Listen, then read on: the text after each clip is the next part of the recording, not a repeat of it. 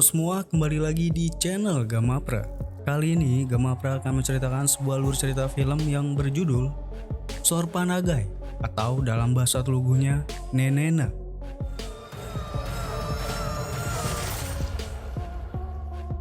Film ini dirilis pada tahun 2023 yang menceritakan tentang pembalasan dendam sesosok arwah yang sudah meninggal ratusan tahun yang lalu.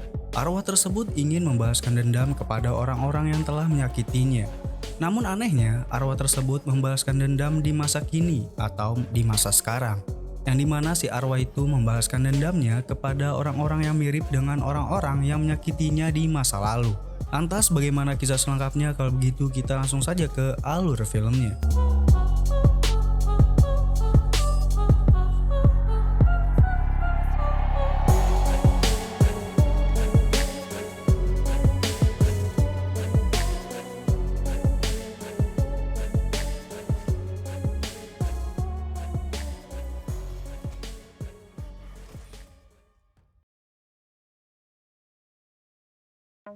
Diawali, ada seorang turis asing yang tersesat di tengah hutan. Turis itu mendapat gangguan mistis ketika ia berada di tengah hutan. Dirinya terseret-seret dan terpukul hingga turis itu tidak pernah terbayangkan bahwa ia akan mengalami gangguan yang menyebabkan ia terluka. Lalu dirinya terhisap ke tanah hingga akhirnya turis tersebut tewas.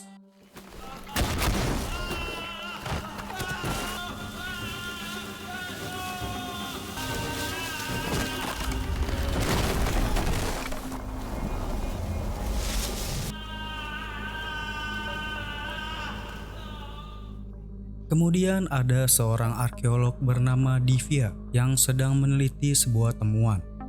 Dan tak lama, ia diminta untuk membantu kepolisian mencari keberadaan turis asing yang hilang di hutan. Tim kepolisian telah menemukan barang-barang milik turis asing tersebut dan juga mobil yang digunakan oleh si turis. Namun turis tersebut dilaporkan hilang setelah 2 hari tidak ditemukan. Tim kepolisian sedang kekurangan orang hingga meminta Divya untuk membantu menyelidiki hilangnya turis tersebut. Kepolisian juga menjelaskan bahwa turis asing tersebut hilang di tengah hutan yang letaknya di sebuah desa. Dari temuannya, polisi menduga turis asing tersebut berada di hutan yang dulunya adalah rawa, yang dimana ada bekas lumpur hisap di sekitar turis asing itu hilang. Kemungkinan turis asing tersebut terhisap ke dalam tanah. Itulah sebabnya kepolisian meminta Divya untuk bekerja sama mencari keberadaan turis asing tersebut. Dan anehnya, polisi sempat menduga bahwa ada seseorang yang menyerang si turis tersebut. Namun setelah ditemukan bahwa tidak ada jejak kaki selain jejak kakinya si turis asing, maka tim kepolisian kesulitan mencari siapa tersangkanya. Oleh karena itulah, bila Divya bisa menemukan si turis tersebut, akan menjadi mudah ke depannya. Further investigation lo ఆ blood group అతనిదే అని camera and other belongings recover చేశాం. అతను అక్కడ ఎవరో అటాక్ చేసినట్టున్నారు. Lalu Divya pergi ke sebuah desa, yang dimana di desa tersebut adalah tempat hilangnya si turis asing. Divya lalu bertemu dengan polisi hutan yang bernama Raja. Rajalah yang akan memandu Divya untuk mencari keberadaan si turis. Dan juga dirinya yang bilang bahwa kemungkinan turis tersebut terhisap ke dalam tanah. Lalu Divya diajak ke tempat yang dicurigai bahwa di tempat itulah si turis terhisap ke dalam tanah. Karena Raja telah menemukan ada darah di sekitar tempat tersebut. Lalu selama pencarian, si Raja ini diam-diam menyukai Divya. Ia sempat-sempatnya berjoget untuk mengekspresikan kegembiraannya karena telah dipertemukan dengan Divya. Ceritanya si Raja ini adalah polisi yang konyol yang selalu berbuat ulah. Lalu setelah berdiskusi mengenai keberadaan si turis asing, Divya tidak pakai lama, ia langsung memeriksa tanah yang diyakini ada turis asing tersebut. Setelah diperiksa, kontur tanah tersebut memang gembur dan tidak padat. Lalu Divya meminta penggalian manual esok hari menggunakan pacul atau alat sederhana agar bila ditemukan mayat, mayatnya tidak hancur. Kemudian, Divya sempat mengunjungi museum yang ada di desa untuk melihat barang-barang yang ada di museum. dan juga bercerita kepada profesornya mengenai dirinya mendapat tugas untuk membantu polisi mencari orang hilang. Di museum, Divya sempat melihat ada satu barang yang menarik perhatiannya. Dan barang itu adalah alat untuk menghukum orang yang bersalah yang bernama Iron Maiden. Dahulu pada abad pertengahan alat tersebut dipakai untuk menghukum orang. Bila ada orang yang masuk ke dalam alat itu, maka dipastikan akan tersiksa karena tertusuk besi runcing yang ada di alat tersebut. Dan orang yang masuk ke dalam alat itu akan tersiksa sampai mati karena kehabisan darah. ఇదేంటి సార్ కొత్తగా ఉంది. దీన్ని iron made in device అంటారు.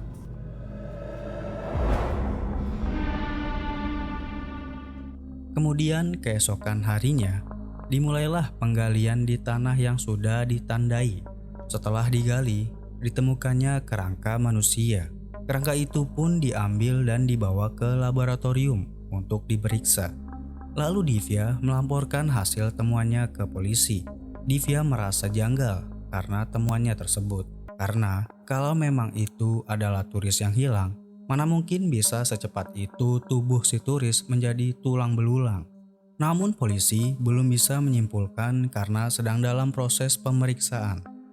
Lalu di lab forensik, para dokter yang memeriksa kerangka yang ditemukan mengidentifikasi bahwa kerangka tersebut bukanlah mayat yang baru saja dikubur, melainkan sudah lama terkuburnya. Kerangka tersebut pun diidentifikasi kembali dengan sebuah perangkat lunak yang bisa memberikan gambaran wajah dari kerangka yang ditemukan. Kerangka itu pun di-scan agar bisa dilihat seperti apakah wajah dari kerangka tersebut.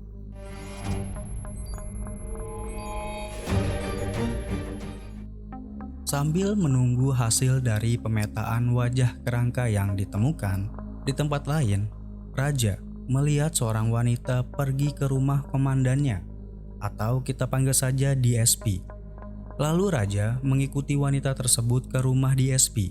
Sesampainya di sana, wanita yang dilihat oleh Raja merupakan Divya. Namun itu bukanlah Divya yang sebenarnya, melainkan wanita itu adalah arwah yang ingin membalaskan dendamnya. Arwah tersebut bernama Damayanti.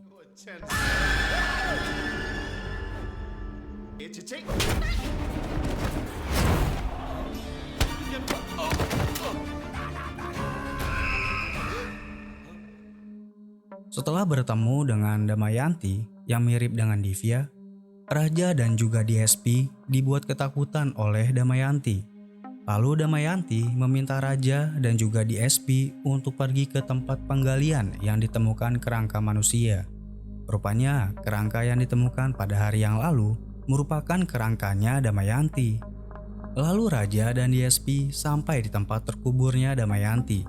Di sana Damayanti mengincar DSP dan menyiksanya. Damayanti melakukan itu karena dirinya ingin membalaskan dendam kepada orang yang telah menyakitinya di masa lalu. Lantas apa sebenarnya yang telah diperbuat oleh DSP kepada Damayanti? Seiring berjalannya cerita akan terungkap mengapa Damayanti melakukan itu. Kita lanjutkan lagi. Setelah menyiksa DSP, Damayanti pun membunuh DSP dengan sebuah tombak. Tombak tersebut dilemparkan ke arah DSP dan tepat mengarah ke arah DSP. Dan akhirnya si DSP pun langsung tewas. నన్నేం చేయొద్దు.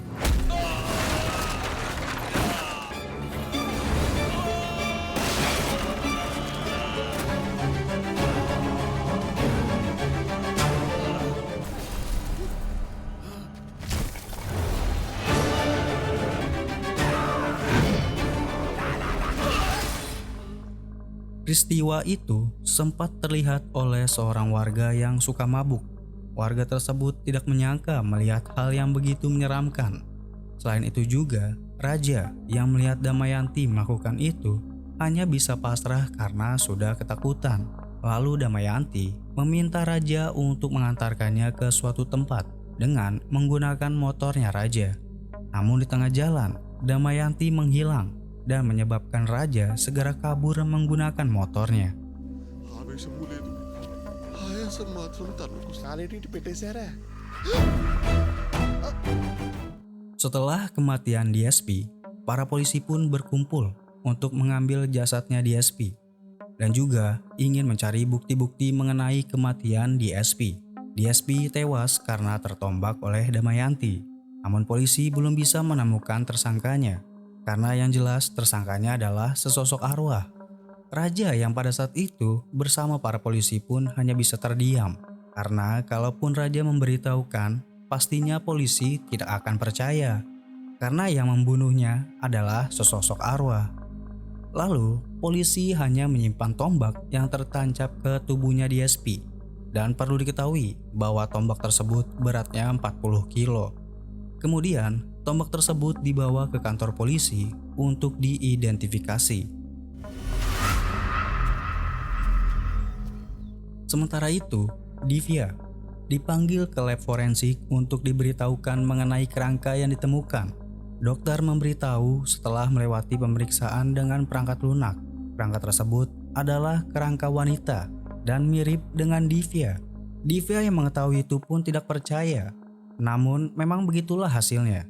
Dokter memperkirakan bahwa Divya telah mati di hutan tersebut dan terlahir kembali. Untuk lebih meyakinkan lagi, dokter meminta Divya untuk memeriksa struktur tulang dan DNA milik Divya untuk dicocokkan dengan kerangka yang ditemukan. Divya pun di-scan dan setelah di-scan hasilnya sungguh di luar nalar. Tengkorak yang ditemukan dengan tengkorak Divya adalah sama, begitu juga dengan DNA-nya. Dokter pun menyimpulkan bahwa itu berarti Divya memang pernah hidup di masa lampau, kemudian mati, lalu hidup kembali di masa sekarang.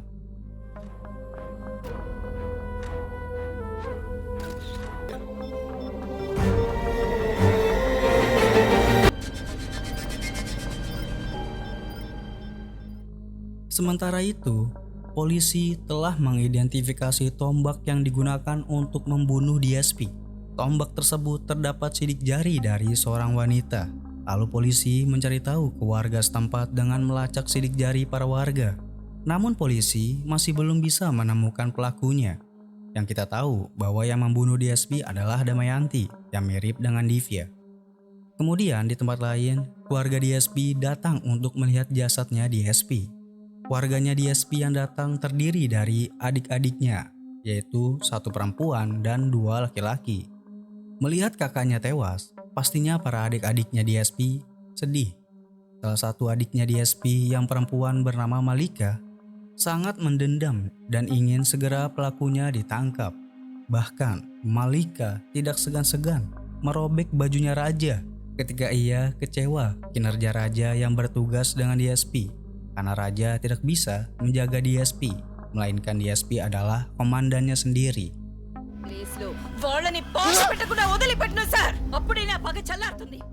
Di tempat lain, Divya menjadi penasaran dengan wanita yang mirip dengannya. Ia pun memutuskan untuk mencari tahu wanita tersebut ke tempat desa yang ditemukan kerangka yang mirip dengan Divya. Sebelum itu, Divya berkunjung ke kantor Raja untuk meminta Raja menemaninya. Namun, Raja takut menemui Divya karena terakhir kali arwah yang mirip dengan Divya, yaitu Damayanti, telah membunuh DSP. Alhasil, Divya pun menunggu Raja yang sedang bersembunyi sambil memakan dan meminum minumannya yang ia bawa. Setelah menunggu Raja tak kunjung tiba, akhirnya Divya memutuskan untuk pergi meninggalkan Raja dan mencari tahu sendiri ke rumah-rumah warga setempat untuk menanyakan tentang wanita yang mirip dengan dirinya. Sementara itu, Raja yang sudah ditinggalkan oleh Divya melihat botol minuman yang dibawa oleh Divya. Lalu botol minuman tersebut dibawa ke kantor polisi untuk diidentifikasi dan dicari sidik jari milik Divya karena Raja ingin tahu bahwa apakah benar Divyalah pelakunya atas pembunuhan yang terjadi pada DSP. Setelah diperiksa, ternyata sidik jari milik Divya yang berada di botol minuman cocok dengan sidik jari yang telah ditemukan polisi, yaitu di tombak yang digunakan untuk membunuh DSP.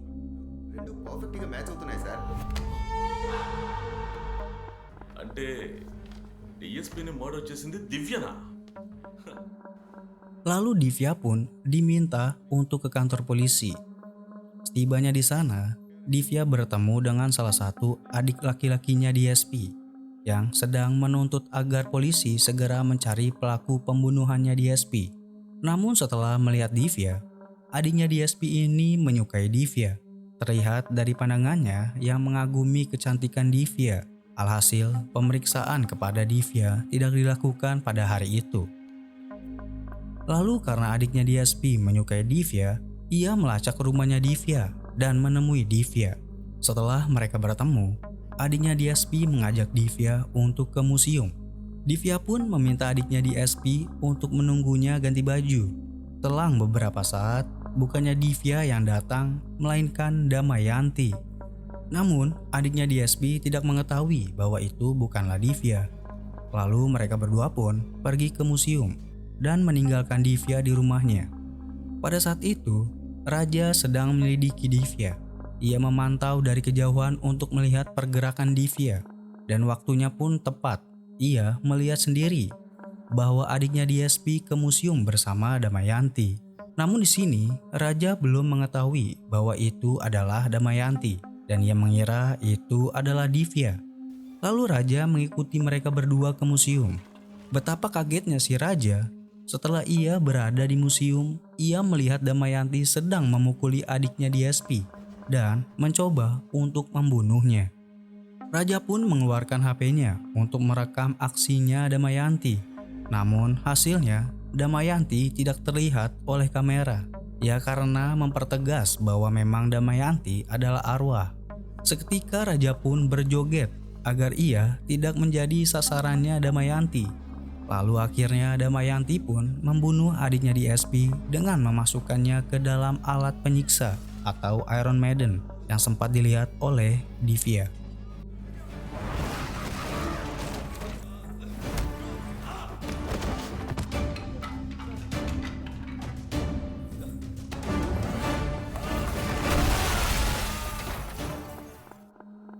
Setelah berhasil membunuh adiknya DSP, Damayanti meminta Raja untuk bertepuk tangan, merayakan keberhasilan Damayanti membunuh adiknya DSP. Lalu terbunuhnya adiknya DSP, polisi pun menangkap Divya karena segala bukti-bukti yang diterima oleh polisi mengarah ke Divya. Divya pun tidak bisa mengelak karena sidik jarinya cocok dengan orang yang membunuh DSP dan saudaranya. Para saudaranya DSP pun marah terhadap Divya karena Divya telah tega membunuh DSP dan adik laki-lakinya. Di sini Divya bingung karena dia sama sekali tidak mengetahui tentang pembunuhan tersebut. Yang kita ketahui bahwa yang membunuh DSP dan saudaranya adalah Damayanti yang mirip dengan Divya. Lalu Raja mempertemukan dokter forensik yang memeriksa kerangka yang ditemukan ke polisi untuk menjelaskan apa yang sebenarnya terjadi. Dokter itu pun bilang ke polisi bahwa kerangka yang ditemukan pada tempo hari yang lalu, kerangka tersebut mirip dengan Divya, bahkan sampai ke sidik jarinya. Dan sudah diperiksa berulang kali bahwa kerangka tersebut memang mirip dengan Divya. Raja pun bilang bahwa yang membunuh DSP dan saudaranya bukanlah Divya, melainkan arwah yang mirip dengan Divya. Karena Rajalah yang menjadi saksi atas pembunuhan DSP dan saudaranya. Namun, polisi tidak percaya perkataan dari Raja. Mana mungkin arwah bisa membunuh orang? Kalau iya, maka sangat sulit untuk menangkapnya. Setelah mengetahui itu, polisi maupun para saudara DSP pun menjadi bingung. Akhirnya, kasusnya pun dihentikan dulu untuk sementara waktu.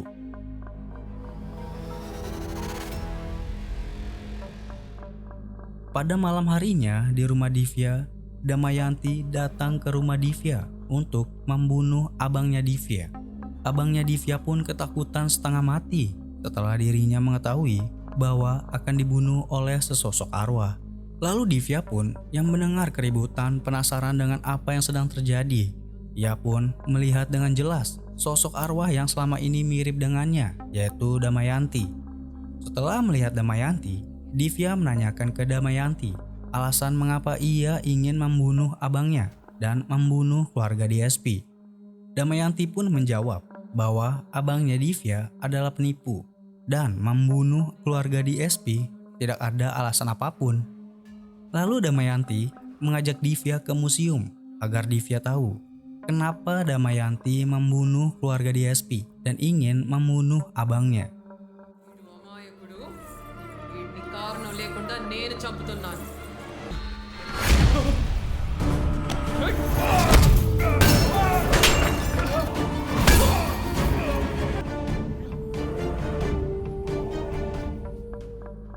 Kemudian mereka berdua pun ke museum. Di sana, Damayanti memperkenalkan dirinya ke Divya bahwa ia bernama Damayanti dan bercerita masa lalunya.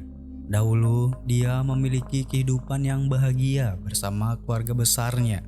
Damayanti memiliki seorang suami bernama Vera Gajapati Raju yang akan menjadi penerus tahta keluarganya. Ayah mertuanya bernama Venkapati Raju adalah kepala suku dan suaminya nanti yang akan menjadi penerus dari tahta sukunya. Namun, kebahagiaan yang Damayanti miliki bersama keluarganya menjadi penderitaan, yang dimana ayah mertuanya memiliki seorang pelayan. Pelayan tersebut adalah Ramalingam yang mirip dengan DSP pada masa lalu, yang kini telah dibunuh oleh Damayanti. Ramalingam memiliki adik perempuan dan 3 adik laki-laki, yang kalau di masa sekarang adalah keluarganya DSP. Salah satunya dari adik Ramalingam adalah abangnya Divya yang sekarang. Dahulu abangnya Divya adalah adiknya Ramalingam. Begitu. Lalu Ramalingam mengundang ayah mertuanya Damayanti ke rumahnya. Di sana, Venkapati jatuh cinta pada adik perempuannya Ramalingam yang mirip dengan adiknya DSP yang perempuan. Adik perempuan Ramalingam pun diambil dan dijadikan istri ketiga oleh ayah mertuanya Damayanti. Selama menjadi istri ketua suku, adik perempuan Ramalingam diperlakukan selayaknya pelayan. Tentu Ramalingam yang melihat itu tidak senang dan menjadi prihatin dengan kehidupan adiknya.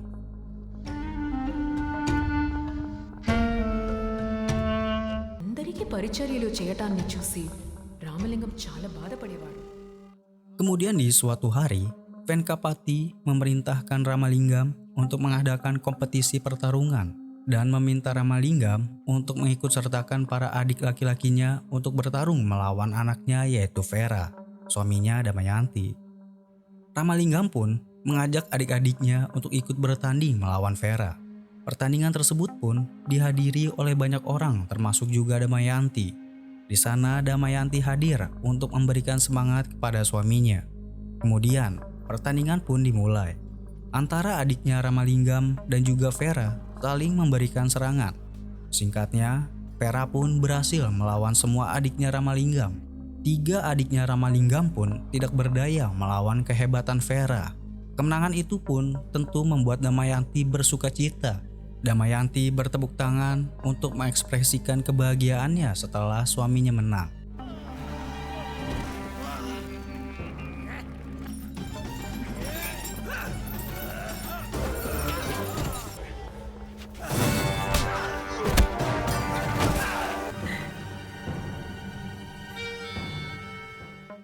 Setelah menelan kekalahan, adik perempuannya Ramalingam atau yang kini adalah istri dari kepala suku tidak terima bahwa adiknya kalah.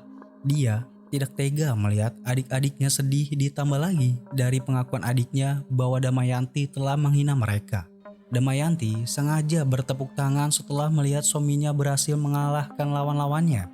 Dan itu mereka simpulkan sebagai gambaran penghinaan. Padahal sejatinya Damayanti hanya merayakan kemenangan yang diperoleh oleh suaminya, bukan bertujuan untuk menghina. Namun karena mendengar perkataan adik-adiknya bahwa Damayanti telah menghina mereka, akhirnya keluarga Ramalingam menuntut balas. Mereka pun bekerja sama membunuh kepala suku dan menangkap Damayanti beserta Vera. Pemerintahan suku pun diambil alih oleh keluarga Ramalingam. Setelah berhasil mengambil alih tahta, kini keluarga Ramalingam mengurung Vera dan Damayanti. Mereka memenjarakan Damayanti dan juga Vera, lalu menyiksa mereka dengan sangat kejam.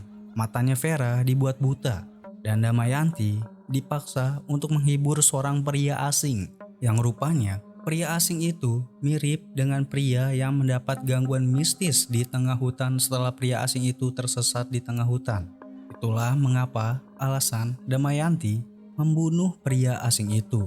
pada di awal film.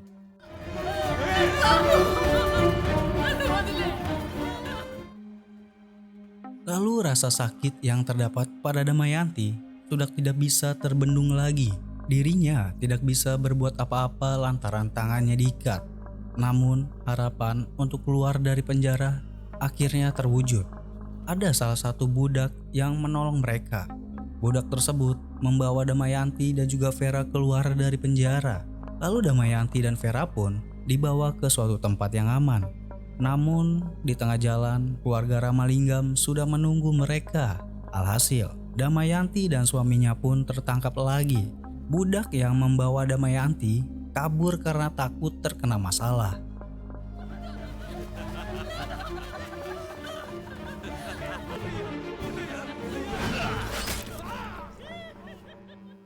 Setelah Damayanti dan suaminya ditangkap, warga Ramalingam berencana membunuh Damayanti dan suaminya, yaitu Vera.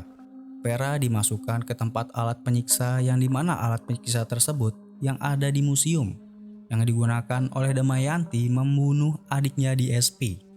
Lalu melihat suaminya dimasukkan ke dalam alat tersebut, hatinya Damayanti hancur sehancur-hancurnya. Bukan hanya memasukkan saja ke dalam alat tersebut, akan tetapi warga Ramalingam membuang suaminya ke jurang.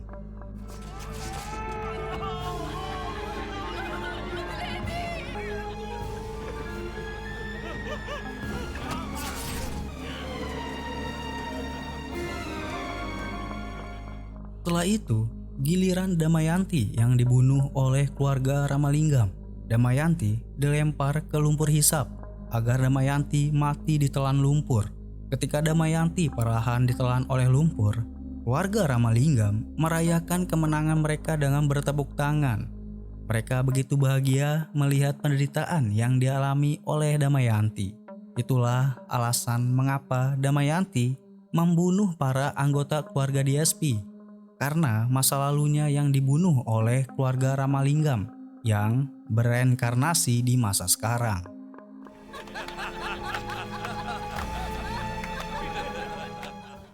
Setelah mendapatkan cerita masa lalunya Damayanti, kini Divya telah mengetahui bahwa masa lalunya Damayanti begitu menyedihkan. Namun Divya memberitahukan bahwa perbuatan Damayanti sama sekali tidak benar. Karena dengan perbuatannya membunuh keluarga DSP, itu sama jahatnya dengan keluarga Ramalingam. Bila Damayanti terus masih ingin membunuh keluarga DSP, maka polisi akan memenjarakan Divya karena sidik jari Divya dengan Damayanti sama. Dengan begitu, Divya dipenjara tanpa ia berbuat sesuatu hal yang salah, dan itu tidak adil baginya. Bagaimanapun juga, keluarga Ramalingam sudah tiada. Divya pun meminta Damayanti untuk menyudahi perbuatannya. Kemudian, Damayanti kembali ke tempat ia meninggal, yaitu di tengah hutan bekas ditemukan kerangkanya. Namun sebelum meninggalkan Divya, Damayanti memberi peringatan ke Divya bahwa dalam waktu dekat hidupnya Divya akan dipertaruhkan di tempat yang sama, yaitu di tempat Damayanti meninggal. Dan pada saat itu, Damayanti tidak akan berada di sana untuk membantu Divya. Lalu Damayanti pun pergi ke tempat ia meninggal dan menghilang.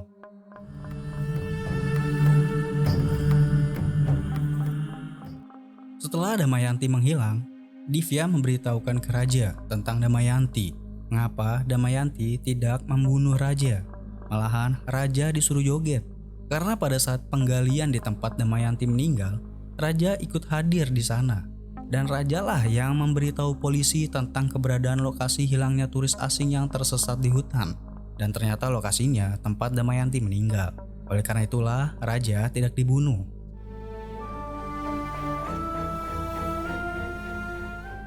Sehabis memberitahukan ke raja, Divya dan abangnya pergi ke rumah keluarga DSP. Divya memberitahukan alasan mengapa Damayanti mengincar keluarga DSP. Namun Divya juga memberitahukan bahwa untuk sekarang Damayanti tidak akan membunuh lagi dan meneror keluarga DSP karena Divya sudah membuat Damayanti pergi. Jadi keluarga DSP tidak perlu khawatir lagi tentang Damayanti yang akan mengincar keluarga DSP. Kemudian pada malam hari adik perempuannya DSP melihat keberadaan Damayanti di kamarnya. Ia pun panik dan ketakutan. Lalu keesokan paginya, abangnya Divya menemui keluarganya di SP. Di sana abangnya Divya menceritakan pengalamannya semalam bahwa ia melihat sosok Damayanti. Dan perlu diketahui bahwa apa yang mereka lihat antara adik perempuannya di SP yaitu si Malika dan juga abangnya Divya adalah bayangan mereka saja. Karena Damayanti memang benar-benar sudah menghilang selamanya. Karena rasa takut yang berlebih membuat adik perempuan di SP dan juga abangnya Divya terbayang-bayang sosok Damayanti. Oleh karena itulah mereka berdua melihat Damayanti. Karena bisa dipastikan adik laki-lakinya di SP tidak melihat Damayanti. Bahkan ia sama sekali tidak diganggu oleh Damayanti. Karena adik laki-lakinya di SP yang satu ini santai-santai aja. Gak pernah kepikiran Damayanti di pikirannya. నేనే ఏంటమ్మా ఏమైంది? Karena rasa takut yang berlebih membuat adik perempuannya di SP yang bernama Malika ini berencana untuk membunuh Divya. Malika mencoba meyakinkan abangnya Divya untuk meracuni Divya agar bayang-bayang Damayanti tidak hadir kembali. Abangnya Divya pun mencoba untuk membunuh Divya. Namun karena rasa tidak tega membunuh adik sendiri, dirinya mengurungkan niatnya untuk membunuh Divya. Namun dirinya memimpikan Damayanti datang untuk membunuhnya. Dengan mendapat mimpi seperti itu, abangnya Divya pun memberanikan diri untuk membunuh Divya. Namun ketika ia mau membunuh Divya, rupanya Divya sudah mengetahui bahwa abangnya ingin membunuhnya. Lalu abangnya Divya pun menceritakan keluh kesahnya kepada Divya bahwa dirinya terus dihantui bayang-bayang Damayanti. Bahkan melihat Divya membuat abangnya Divya ketakutan. Itulah sebabnya ia ingin membunuh Divya. Setelah itu, abangnya Divya mengundang Malika dan adiknya untuk datang ke rumah Divya. Di sana Malika memberitahukan bahwa ia juga merasa dihantui dengan kehadiran Damayanti. Dan Malika memutuskan untuk bunuh diri saja karena ia merasa stres dengan gangguan yang dialaminya. Namun abangnya Divya meyakinkan dan menyuruh Divya untuk bunuh diri saja agar nantinya bisa menghilangkan bayang-bayang Damayanti. Divya pun memutuskan untuk bunuh diri agar gangguan yang dialami oleh abangnya dan keluarga di SP menghilang. మీరు చనిపోవక్కర్లేదు. నేనే చనిపోతాను. Divya pun akhirnya mengajak mereka semua pergi ke tempat Damayanti meninggal. Divya ingin bunuh diri di sana. Ketika sudah sampai di sana, turun hujan dan air hujan membasahi tanah dan sekitarnya. Lalu sesampainya di sana, Divya sempat terbayang dengan raja yang menebas dahan pohon dengan mudah menggunakan tangannya. Divya pun berpura-pura menjadi Damayanti. Lalu ia menebas dahan pohon dan membuat mereka bertiga ketakutan.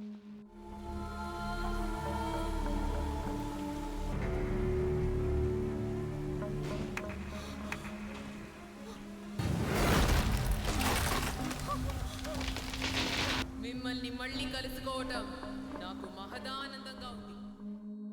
Divya sengaja melakukan itu karena dirinya sadar bahwa abangnya dan juga keluarga di SP yang tersisa memang pantas mendapat hukuman. Mereka menginginkan kehidupan, namun mereka menginginkan seorang untuk bunuh diri dan menjadikan kematian Divya sebagai solusi untuk mereka bisa hidup tenang. Dan itu seakan-akan mengingatkan kembali dengan masa lalu yang dimana keluarga Ramalinggam yang membunuh Damayanti. Melihat Divya seperti kerasukan oleh arwah Damayanti, saudara laki-lakinya di SP yang brewok mencoba membunuh Divya. Namun pria itu mati tanpa Divya berbuat apa-apa. Pada saat dirinya ingin membunuh Divya, pria itu terpleset karena pada saat itu sedang hujan dan permukaan tanah menjadi licin. Alhasil dirinya pun tertancap bambu yang membuat dirinya tewas.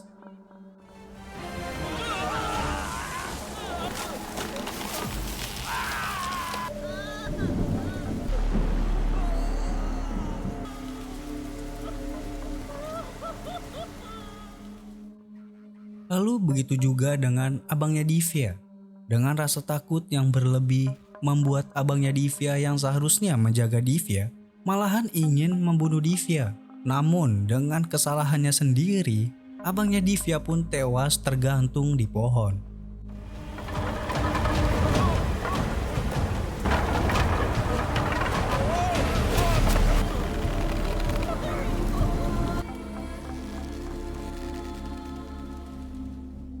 Dan kini giliran Malika, yang memang Malika lah dalang dari inisiatif untuk mengajak abangnya Divya membunuh Divya.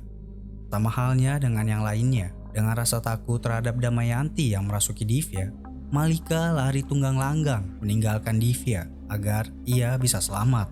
Namun, akhirnya ia terjebak di lumpur hisap, sama halnya dengan Damayanti dahulu yang dilempar ke lumpur hisap oleh keluarga Ramalinggam. Kejadian tersebut seakan-akan terlihat seperti perbuatan jahat yang dilakukan di masa lalu terbawa sampai ke masa sekarang, di mana tanpa Divya melakukan sesuatu, mereka yang takut dengan Divya mati karena ulahnya sendiri. Kemudian, melihat Malika berusaha payah untuk keluar dari lumpur hisap, Divya menjelaskan ke Malika bahwa sebenarnya ia hanya berpura-pura menjadi Damayanti. Divya sengaja melakukan itu karena Malika dan yang lainnya menganggap Divya adalah gangguan bagi mereka. Mereka dengan tega meminta Divya untuk bunuh diri agar mereka bisa hidup.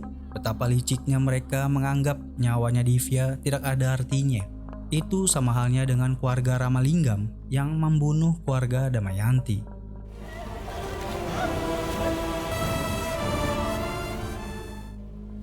Akhirnya semua pun tewas kecuali Divya.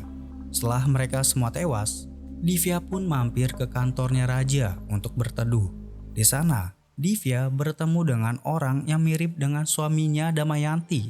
Dan film pun diakhiri dengan pertemuan Divya dengan orang yang mirip dengan suaminya Damayanti, yaitu Vera, yang menggantikan tugasnya raja sebagai polisi hutan.